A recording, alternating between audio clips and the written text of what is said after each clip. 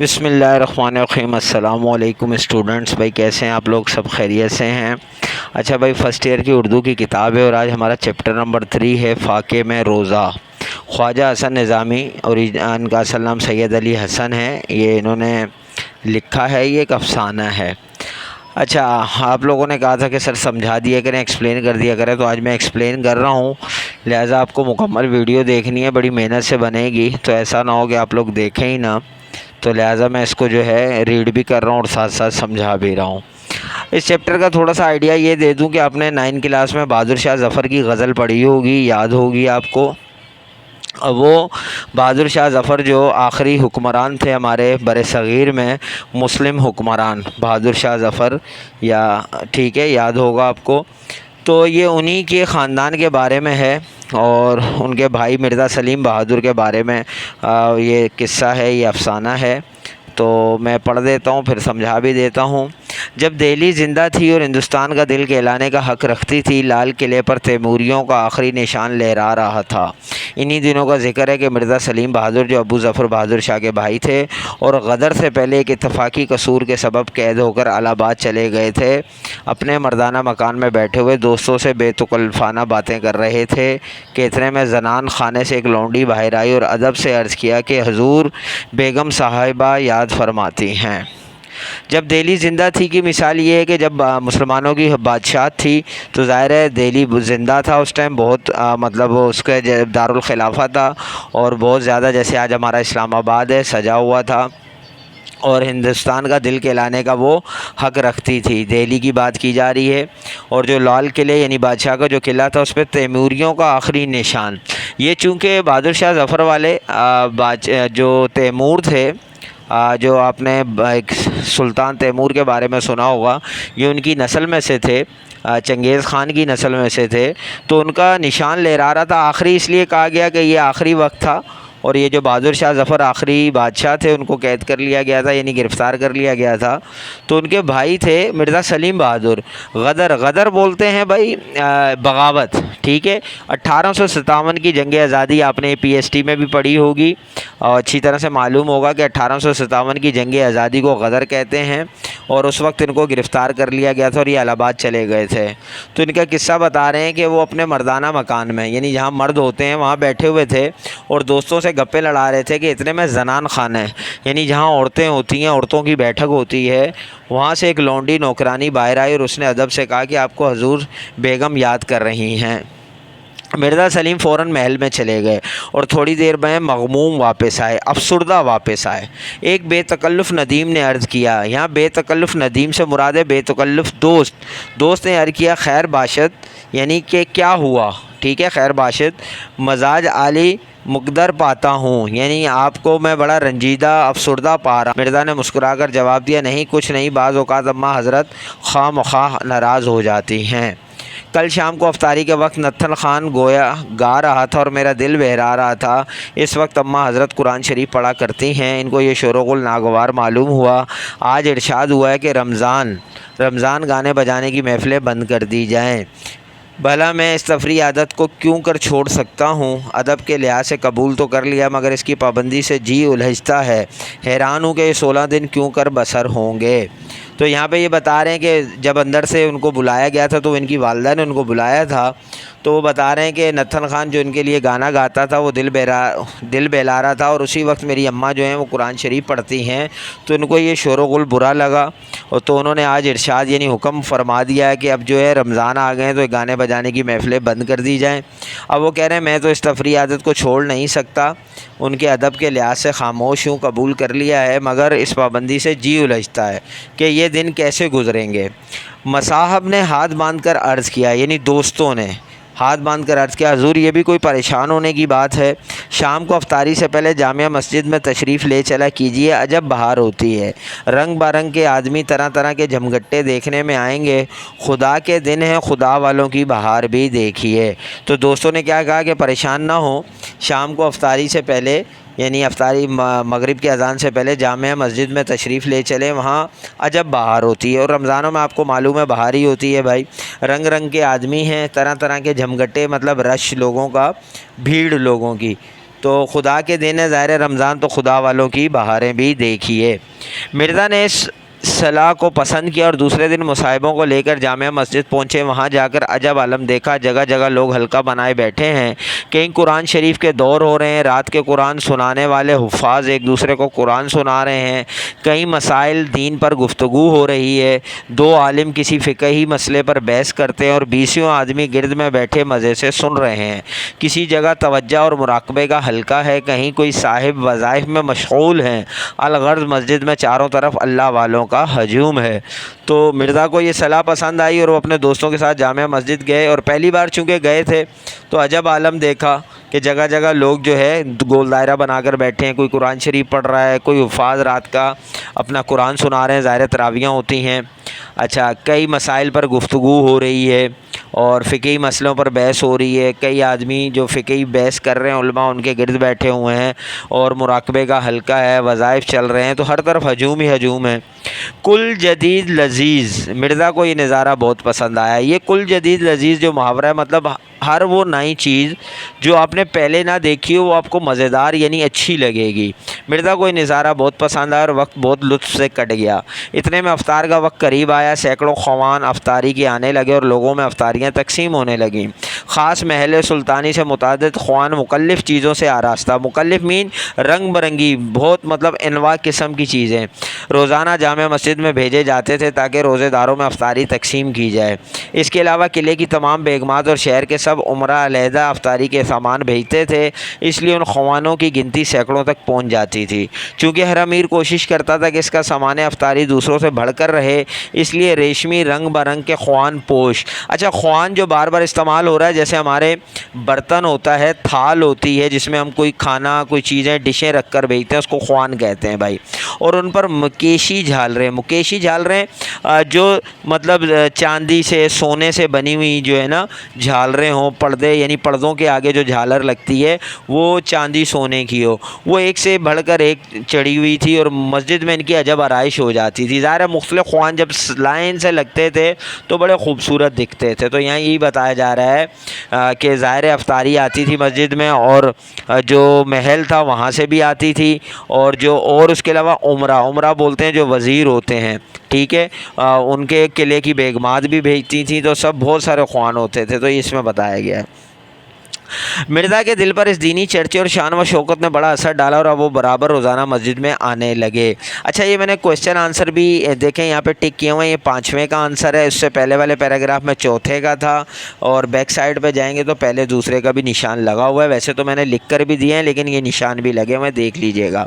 تو مرزا کے دل پر جو ہے مطلب یہ جو ماحول انہوں نے دیکھا نا، اس نے بڑا اثر انداز ہوا اور وہ روزانہ مسجد آنے لگے۔ گھر میں وہ دیکھتے کہ سینکڑوں فقراء کو سحری اور اول شب کا کھانا روزانہ شہر کی خانقاہوں اور مسجدوں میں بھجوایا جاتا تھا، اور باوجود رات دن کے لہو و لعب کے یہ دن ان کے گھر میں بڑی برکت اور چہل پہل کے معلوم ہوتے تھے۔ تو مرزا کو مطلب وہ آنے لگے تھے اور انہوں نے دیکھا کہ گھر میں بھی کہ سینکڑوں فقراء کو سحری اور اول شب کا کھانا جس کو ہم سحری کہتے ہیں شہر کی خانقاہوں یعنی مزارات پر مساجد میں بھجوایا جاتا تھا، اور رات دن کے لہو و لعب کھیل تماشا جس کو کہتے ہیں نا، جس میں کھیل مشغول میں ٹائم وقت ضائع کرنا، لہو و لعب کہتے ہیں اس کو، یہ دن ان کے گھر میں بڑی برکت اور چہل پہل کے معلوم ہوتے تھے۔ کہ رات میں حالانکہ بڑی کھیل تماشا ہوتا تھا لیکن یہ جو راتیں تھیں نا، یہ جو رمضان کا مہینہ تھا بڑا چہل پہل کا تھا۔ مرزا سلیم کے ایک بھانجے مرزا شہزور نوعمری کے سبب اکثر اپنے ماموں کی صحبت میں بے تکلف شریک ہوا کرتے تھے۔ ان کا بیان ہے، ایک تو وہ وقت تھا جو آج خواب و خیال کی طرح یاد آتا ہے، اور ایک وہ وقت آیا کہ دہلی زیر و زبر ہو گئی، قلعہ برباد کر دیا گیا، امیروں کو پھانسیاں مل گئیں، ان کے گھر کھد گئے، ان کی بیگمات ماما گیری کرنے لگیں اور مسلمانوں کی سب شان و شوکت تاراج ہو گئی۔ تو مرزا سلیم کا ایک بھانجا تھا مرزا شہزور، تو وہ بھی چھوٹی عمر میں اپنے ماموں کے صحبت میں ہی رہتا تھا اور بڑا بے تکلف تھا ان کے ساتھ۔ تو وہ بتاتے ہیں کہ ایک وہ وقت تھا کہ جو ہمارے خواب و خیال میں بھی نہیں تھا، یعنی اتنے مزے، اتنی شان و شوکت، اور اچانک ہی جو ہے جب انگریزوں نے اور یہ غدر ہوئی اور حملہ ہوا تو یہ دہلی جو ہے زیر و زبر تباہ و برباد ہو گیا، قلعے برباد ہو گئے، جو بڑے بڑے امیر تھے یا مطلب جو قلعوں کے مالک تھے ان کو پھانسیاں مل گئیں، ان کے گھر کھد گئے یعنی توڑ دیے گئے، اور ان کی جو بیگمات ہیں وہ ماما گیری نوکریاں کرنے لگی، ماسیاں بن گئیں، اور مسلمانوں کی سب شان و شوکت تاراج ہو گئی، ختم ہو گئی شان و شوکت۔ مرزا شہزور کی باتوں میں بڑا درد اور اثر تھا۔ ایک دن میں نے ان سے غدر کا قصہ اور تباہی کا فسانہ سننا چاہا۔ یہ کون کہہ رہے ہیں؟ یہ خواجہ حسن نظامی صاحب کہہ رہے ہیں کہ میں نے ان سے، یعنی کس سے؟ ان کا وہ جو بھانجا تھا شہزور، اس سے میں نے کہا کہ آپ غدر کا قصہ سناؤ، تو آنکھوں میں آنسو بھر لائے، اس کے بیان کرنے میں عذر و مجبوری ظاہر کرنے لگے، لیکن جب میں نے زیادہ اصرار کیا تو اپنی دردناک کہانی اس طرح سنائی۔ تو یہ خواجہ حسن نظامی کہتے ہیں کہ پہلے تو وہ سنا نہیں رہے تھے، عذر و مجبوری یعنی بہانے بازیاں کر رہے تھے، لیکن جب میں نے زیادہ اصرار کیا تو انہوں نے اپنی یہ دردناک کہانی سنائی۔ جب انگریزی توپوں نے، کرچوں اور سنگینوں نے حکیمانہ توڑ جوڑ نے ہمارے ہاتھ سے تلوار چھین لی، تاج سر سے اتار لیا، تخت پر قبضہ کر لیا، شہر میں آتشناک گولوں کا میंہ برس چکا، 7 پردوں میں رہنے والیاں بے چادر ہو کر بازار میں اپنے وارثوں کی تڑپتی لاشوں کو دیکھنے نکل آئیں، چھوٹے بن باپ کے بچے ابا ابا پکارتے ہوئے بے یارو مددگار پھرنے لگے۔ تو بتا رہے ہیں کہ کس طرح انگریزی توپوں نے، تلواروں نے، نیزوں نے ہمارے خلاف جب وہ تلواریں اور نیزے اور بھالے اور توپیں نکل آئیں، اور کس طرح سے ہمارے سر سے جو تاج تھا بادشاہت کا وہ اتار لیا، تخت پر قبضہ کر لیا، اور شہر میں گولوں کا میंہ بارش برسنے لگی، اور جو وہ بیویاں، وہ عورتیں جو 7 پردوں میں رہا کرتی تھی وہ بے چادر ہو گئیں، بے پردہ ہو گئیں، بازاروں میں اپنے وارثوں کی تڑپتی لاشوں کو دیکھنے نکل آئیں، یعنی باہر نکل کر آ گئیں، اور چھوٹے بچے جن کے باپ مر گئے یعنی قتل کر دیے گئے وہ ابا ابا پکارتے ہوئے بے یارو مددگار پھرنے لگے۔ حضور ذل سبحانی جن پر ہم سب کا سہارا تھا، یعنی بہادر شاہ ظفر کی بات کی جا رہی ہے، ان پر سب کا سہارا تھا، قلعہ چھوڑ کر باہر نکل گئے، یعنی وہ وہاں سے نکل کر چلے گئے۔ اس وقت میں نے بھی اپنی بوڑھی والدہ، کمسن بہن اور بیوی کو ساتھ لے کر اجڑے قافلے کا سالار بن کر گھر سے کوچ کیا۔ اب یہاں بات ذہن میں رکھیں کہ جو بادشاہ تھا بہادر شاہ ظفر وہ تو الگ چلے گئے، لیکن یہ جو بھائی تھا سلیم، اس نے اپنی والدہ کو، اپنی بیوی کو اور اپنی چھوٹی بہن کو ساتھ لے کر انہوں نے الگ یہ قافلہ بنایا جس میں یہ 4 ہی آدمی بتائے جا رہے ہیں، ٹھیک ہے۔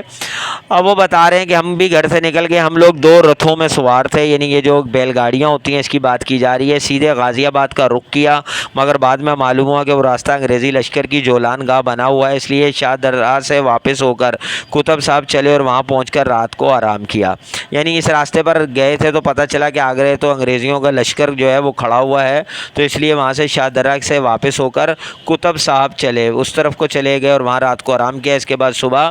آگے روانہ ہوئے، چھترپور کے قریب گجروں نے حملہ کیا۔ یہ جو گجروں یعنی ہندوؤں کے قوم تھی وہاں پہ، انہوں نے حملہ کیا، سب سامان لوٹ لیا، مگر اتنی مہربانی کی کہ ہم کو زندہ چھوڑ دیا۔ وہ لک و دک جنگل یعنی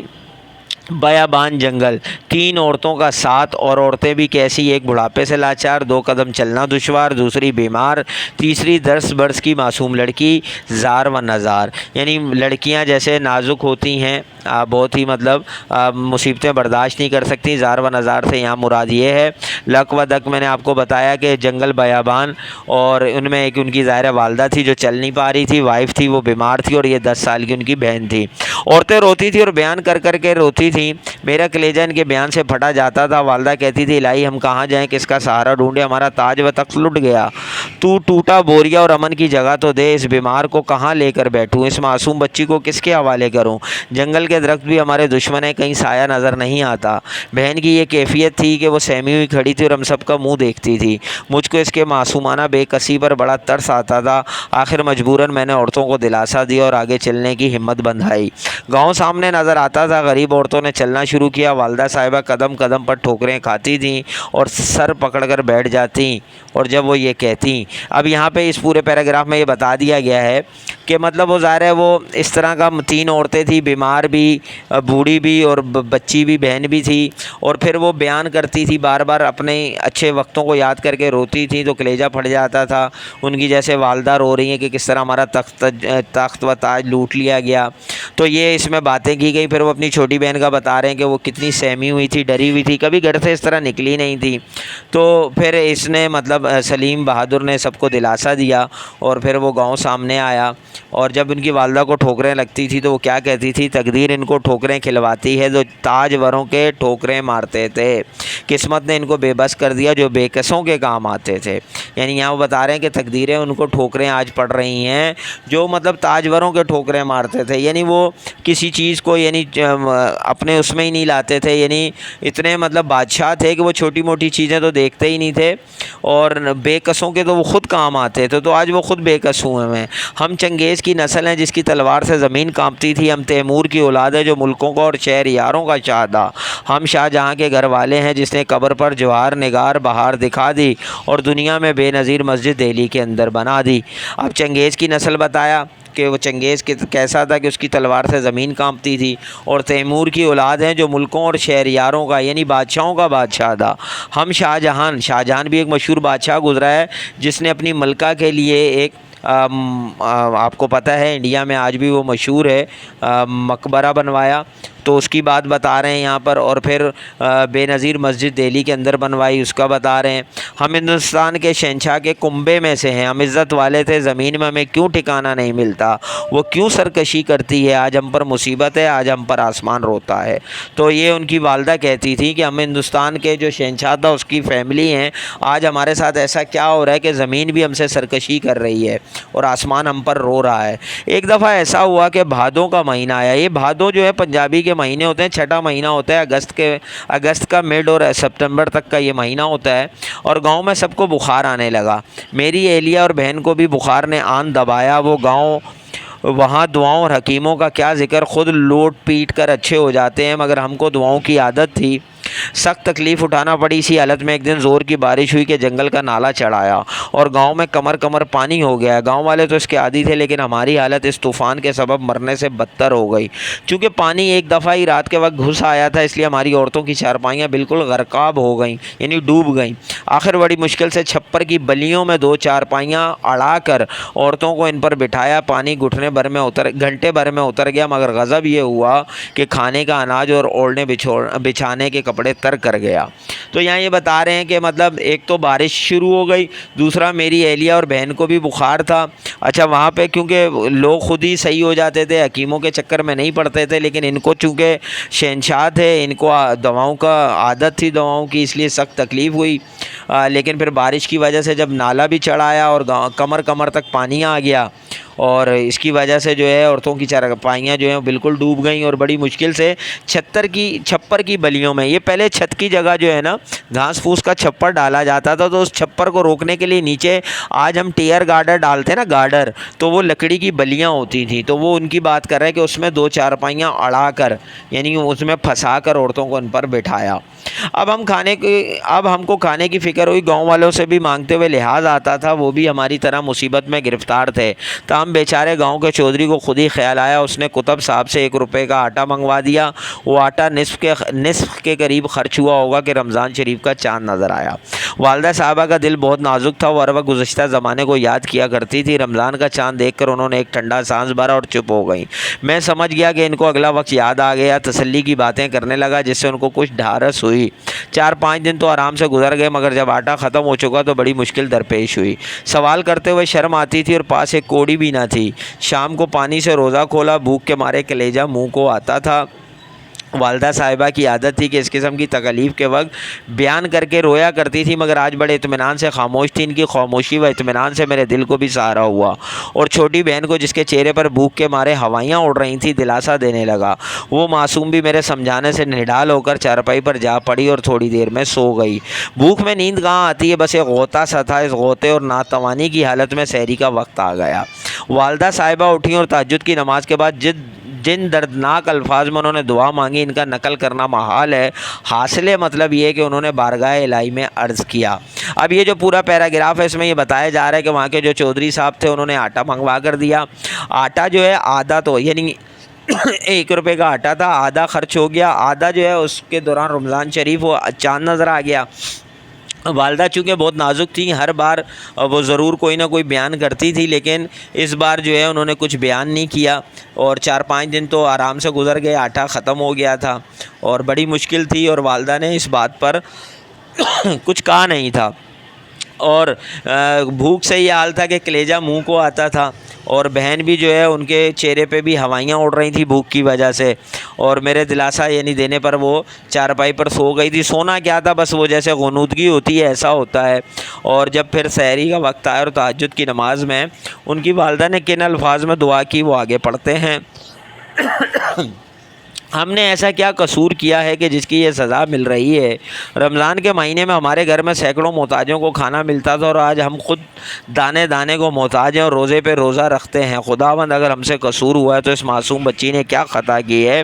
جس کے منہ میں کل سے ایک کھیل اڑ کر نہیں گئی؟ تو یہاں پہ وہی اپنا بتا رہے ہیں کہ ہم اپنے دور میں کتنے محتاجوں کو کھانا کھلاتے تھے، آج ہم خود دانے دانے کو محتاج ہیں۔ اور وہ یہی کہہ رہے ہیں کہ اس میں اس بچی کا کیا قصور ہے کہ جس کے منہ میں کل سے ایک دانہ نہیں گیا، کھیل مطلب ذرہ کہہ لیں آپ، وہ نہیں گیا۔ دوسرے دن بھی یوں ہی گزر گیا اور فاقے میں روزے پر روزہ رکھا۔ شام کے وقت چودھری کا آدمی دودھ اور میٹھے چاول لایا اور بولا آج ہمارے نیاز تھی، یہ اس کا کھانا ہے، اور 5 روپے زکوٰۃ کے ہیں، ہر سال بکریوں کی زکوٰۃ میں بکری دیا کرتے تھے مگر اب کے نقد دے دیا ہے۔ اچھا بھائی، دوسرے دن کیا ہوا، چودھری صاحب آئے اور انہوں نے میٹھے چاول اور دودھ دیا کہ یہ نیاز تھی، اور ساتھ میں انہوں نے 5 روپے زکوٰۃ دے دی کہ ویسے تو ہم ہر سال بکری دیتے تھے، آج ہم کیش دے رہے ہیں۔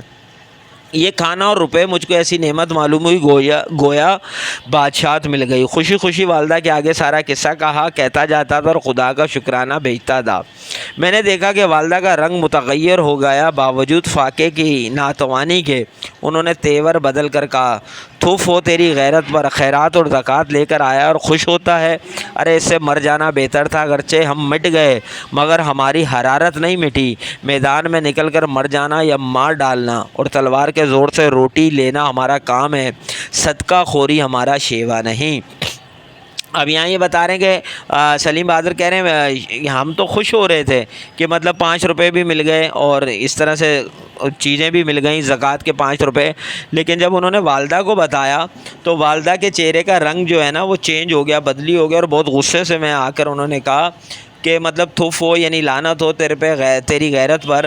خیرات اور زکوٰۃ پہ تو لے کر خوش ہو رہا ہے، کیونکہ ظاہر ہے بادشاہت کا زمانہ گزارا تھا۔ تو وہ کہہ رہی ہیں کہ بے شک ہم مٹ گئے ہیں لیکن ہمارے اندر ابھی بھی جو ہے نا حرارت، یہ جو ایمانی جذبہ ہے وہ ختم نہیں ہوا۔ ہم لوگ میدان میں نکل کر مر جانا یا مار ڈالنا اور تلوار کے زور سے روٹی لینا ہمارا کام ہے، صدقہ خوری یعنی صدقے پر ہم پلنے والے نہیں ہیں۔ والدہ کی ان باتوں سے مجھے پسینہ آ گیا اور شرم کے مارے ہاتھ پاؤں ٹھنڈے پڑ گئے، چاہ کے اٹھ کر یہ چیزیں واپس کراؤں مگر والدہ نے روکا اور کہا خدا ہی کو یہ منظور ہے تو ہم کیا کریں، سب کچھ سہنا ہوگا، یہ کہہ کر کھانا رکھ لیا اور روزہ کھولنے کے بعد ہم سب نے مل کر کھا لیا۔ 5 روپے کا آٹا منگوا لیا جس سے رمضان خیر و خوبی سے گزر گیا۔ اس کے بعد 6 مہینے گاؤں میں رہے اور پھر دہلی چلے آئے۔ یہاں کر والدہ کا انتقال ہو گیا اور بہن کی شادی کر دی۔ انگریزی سرکار نے میری بھی 5 روپے ماہ وار پنشن مقرر کر دی ہے جس پر آج کل زندگی کا انحصار ہے۔ تو وہ بتا رہے ہیں کہ پہلے تو والدہ کی باتوں سے مجھے بہت شرم آئی اور دل تو یہ چاہ کہ یہ چیزیں میں جا کر واپس کر دوں، لیکن پھر والدہ نے کہا کہ شاید اللہ کو یہی منظور ہے، تو اسی کو سہ لیا اور وہ کھا لیا، روزہ کھول لیا اور اس 5 روپے کا دوبارہ آٹا منگوا لیا جس سے رمضان پورا گزر گیا۔ اس کے بعد وہ کہہ رہے ہیں کہ 6 مہینے ہم اسی گاؤں میں رہے، پھر دہلی میں آ گئے۔ یہاں اگر والدہ کا انتقال ہو گیا، بہن کی شادی کر دی اور انگریزی سرکار نے جو ہے ان کی بھی پینشن 5 روپے ماہوار لگا دی جس پر ان کی زندگی کا گزارا ہو رہا ہے۔ یہ جو چیپٹر ہے خواجہ حسن نظامی کے ماخوذ از ہے بیگمات کے آنسو سے، ٹھیک ہے، یہ اس میں سے ہی لیا گیا ہے۔ تو یہ چیپٹر کی ایکسپلینیشن تھی، بتائیے گا بھائی کیسی لگی۔ نیکسٹ چیپٹرز جو ہیں ان کی ایکسپلینیشن کروں یا نہیں کروں، چونکہ بہت ٹائم اسپینڈ ہوتا ہے، آپ نے نوٹ کیا ہوگا۔ اور اس کے علاوہ جو اس کی ایکسرسائز ورک ہے وہ تو میں انشاءاللہ نیکسٹ ویڈیو میں ڈال دوں گا۔ صرف آپ ایکسپلینیشن کے بارے میں بتائیے گا، میرا تو گلا بیٹھ گیا ہے کہ آپ لوگوں کو اس سے کوئی فائدہ ہے تو میں اس کو اپلوڈ کروں، نہیں تو صرف ایکسرسائز ورک کر کے آپ کو دے دوں گا۔ تو کمنٹس میں ضرور رابطہ کیجیے گا، انشاءاللہ نیکسٹ ویڈیو میں ملتے ہیں، جب تک کے لیے اجازت دیجیے، اللہ حافظ۔